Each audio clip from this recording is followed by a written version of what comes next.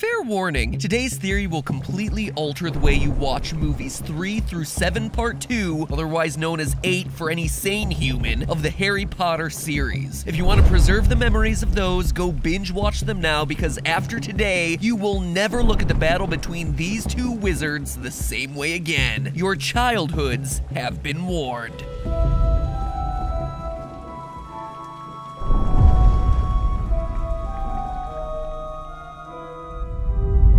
Hello, Internet! Welcome to Film Theory, the show where I was gonna do an episode on Fantastic Beasts, but frankly, the more I looked into that movie, the more I just wanted to go back and talk about some good old-fashioned Harry Potter. You know that feel when you got a Scamander and you just want a little bit more Longbottom? You know what I mean? You know what I mean? You know what I mean. So anyway, in combing back through the old Potter lore to piece together the secrets of magical beasts, which will eventually become a theory, don't get your nifflers in a twist, I discovered something that literally changed everything I thought I knew about everyone's favorite boy who lived. And no, it's not something that's an obvious part of the story's lore. At least, I don't think so. In a weird way, Harry should be thanking Voldemort. Otherwise, he would have just been, well, Neville. Then again, that Neville one surprised me too when I put all the pieces together, but apparently it was old news to a bunch of the Potterheads. But hey, okay, I'm sorry. I'm not the type of person who remembers from memory what the Dursleys were eating for breakfast on the morning that Harry was invited to the Quidditch World Cup. It was grapefruit, right? I think it was grapefruit. That's my answer, grapefruit. Let me know in the comments if I'm right. Anyway, this theory hinges on an ancient form of magic, number magic, otherwise known as math. Man, can you think about how much more excited everyone would be to have their 5th period class be number magic instead of math? Math, real talk, you got yourself a branding problem. And heck, no wonder Harry and co didn't figure this one out themselves, since number magic isn't even a subject that they're taught. But don't you worry, because I've got you covered. So hop on those fire bolts, cause away we go. For this theory, we get to go back, way back, to Harry Potter Part 6. Long before Harry pulled the ultimate fanboy move and named his kid Albus Severus Potter, we got this scene where we see Tom Riddle, otherwise known as pre-Voldemort, learning about splitting his soul using dark magic. It's called, as I understand it, a Horcrux.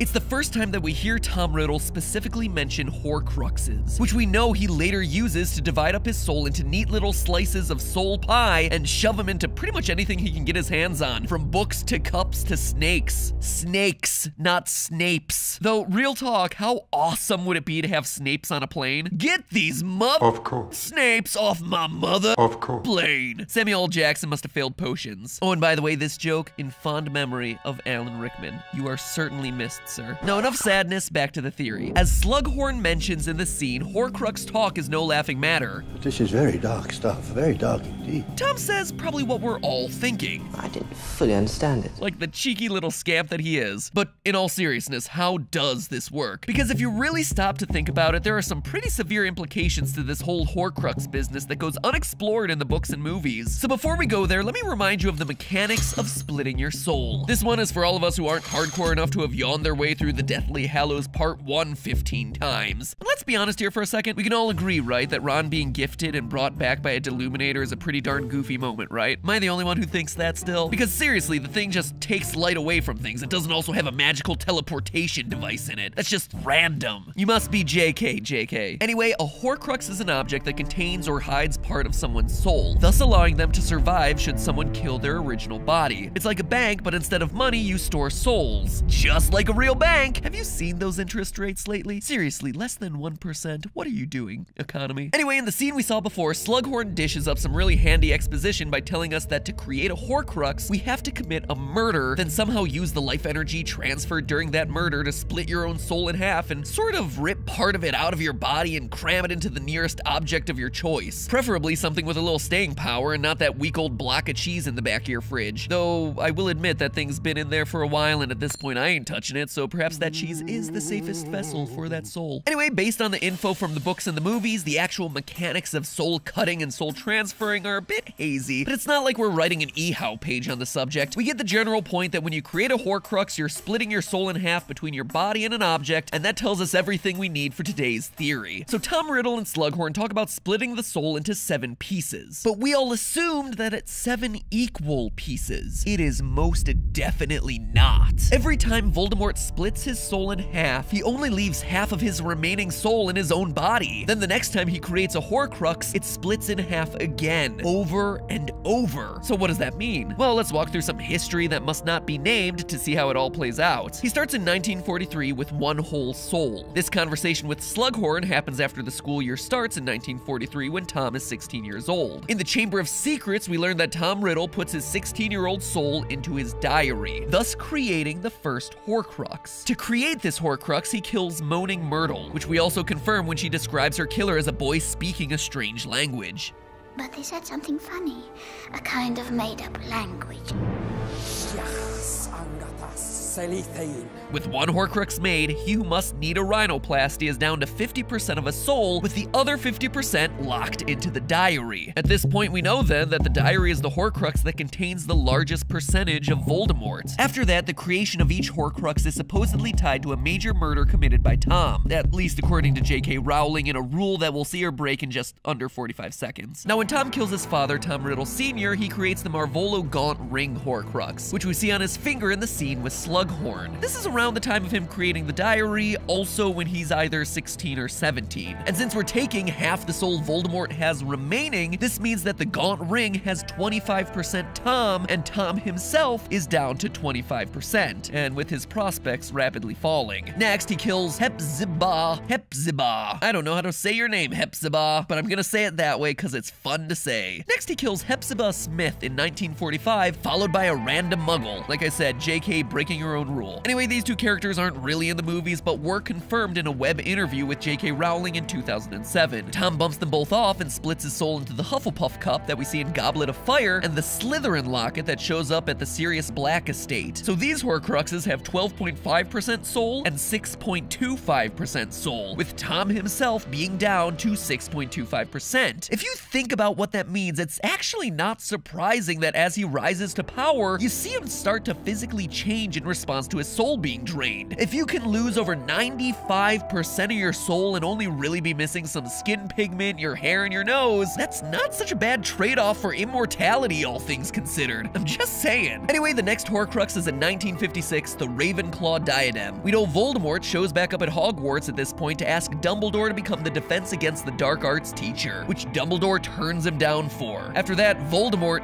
get this, curses the position and everyone who holds it from then on. Hence the reason why every year there's a new teacher in the position. I honestly didn't know this until reading up on all the lore bits on the Pottermore site. Isn't that insane? Voldemort is like the sorest loser ever. And it's worth mentioning that this is probably Voldemort's most effective spell of the entire series. Anyway, J.K. Rowling has also confirmed in several interviews that Voldemort cursed the position and the curse wasn't broken until he died. And since he was in the neighborhood anyway, he hid the Diadem Horcrux in the Room of Requirement, which, despite what he says about it in the book, was ridiculously easy to find. Here's a bright idea. Let me hide this item in a room that, if someone is required to kill me, will make sure it shows up right in time for that person. What an excellent hiding spot. Then again, I suppose he required that the room needed to be hidden so he wouldn't die, so really we just have the Room of Requirement playing favorites now. I see, of course, you two are choosing Team Harry. Anyway, short story even shorter. If Malfoy hadn't shown up, the whole thing would have taken like 3 minutes, but I digress. What's important here is that by age 30, Voldemort's soul is down to 3.125% of his original soul. And despite talking about this grand plan to split his soul into 7 pieces, he must absolutely suck at counting because he actually quits at 6. 5 items and his original soul. Way to do a job only 857 hundredths of the way, Voldy. Because yeah, at that point, Voldemort takes a little siesta for about 30 years. I don't know, maybe he's afraid of more appendages falling off. So there's no other Horcrux creation until 1981. That's the moment when Voldemort attacks Harry Potter. That's not even intentional Horcrux creation. I don't think this guy was ever gonna get to 7. By the way, just as a side note, anyone else realize that Voldemort is 54 when he attacks Harry? I always just assumed that he was in like his 30s. And that is still decades before the book. He is literally 70 when we see him returning to power. That is crazy. People give the guy a hard time for looking as rough as he does?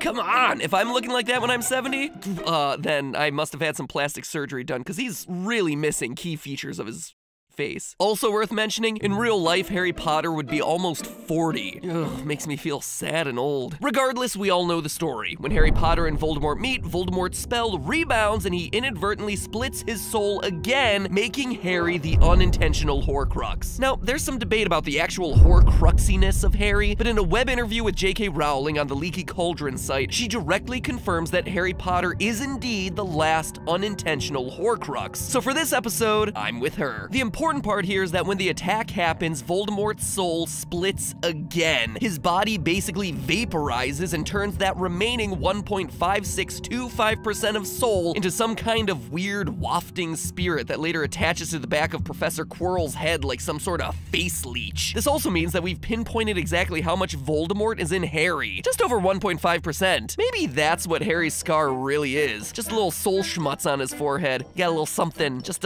lick your thumb and a little something right there that, let me just...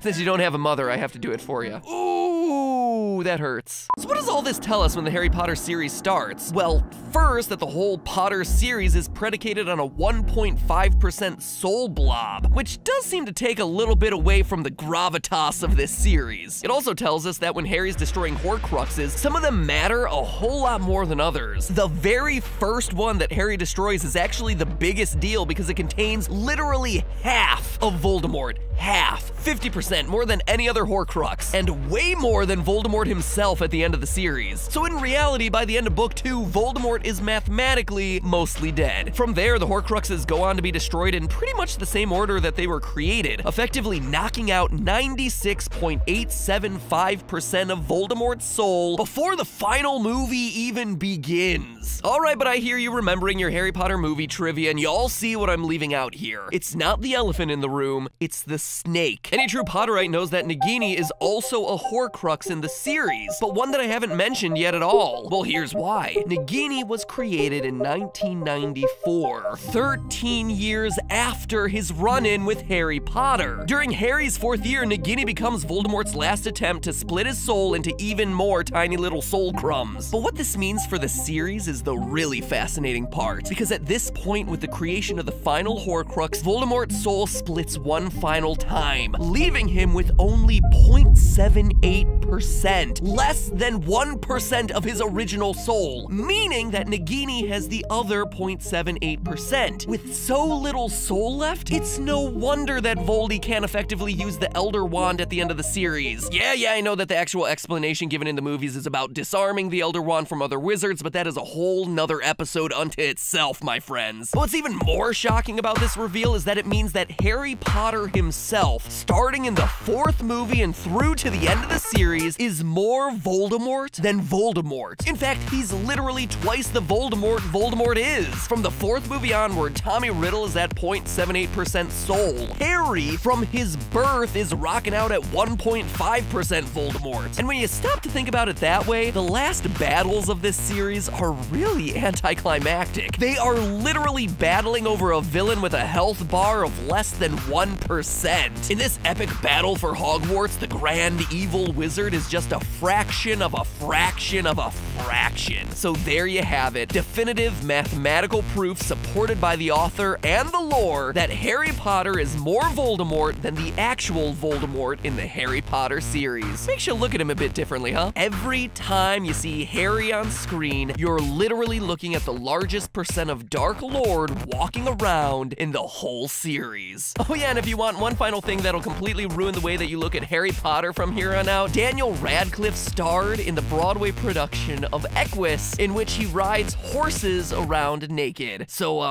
have fun Google image searching that one. Put away your wand, Harry, put it away. But hey, that's just a theory. A film theory. And cut. Accio subscribe button, and remember, it's called subscribe and not subscribe.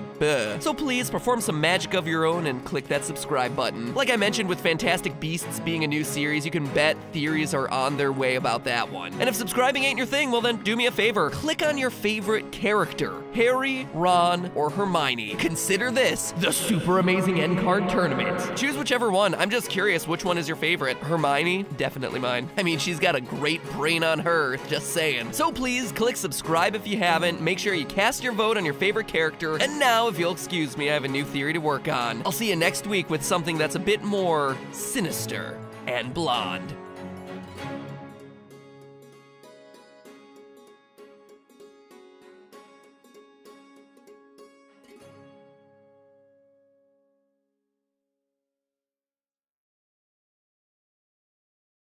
You know what I mean. So anyway, in combing back through the old Potter lore to piece together the secrets of magical beasts, which will eventually become a theory, don't get your nifflers in a twist, I discovered something that literally changed everything I thought I knew about everyone's favorite boy who lived. And no, it's not something that's an obvious part of the story's lore. At least, I don't think so. In a weird way, Harry should be thanking Voldemort.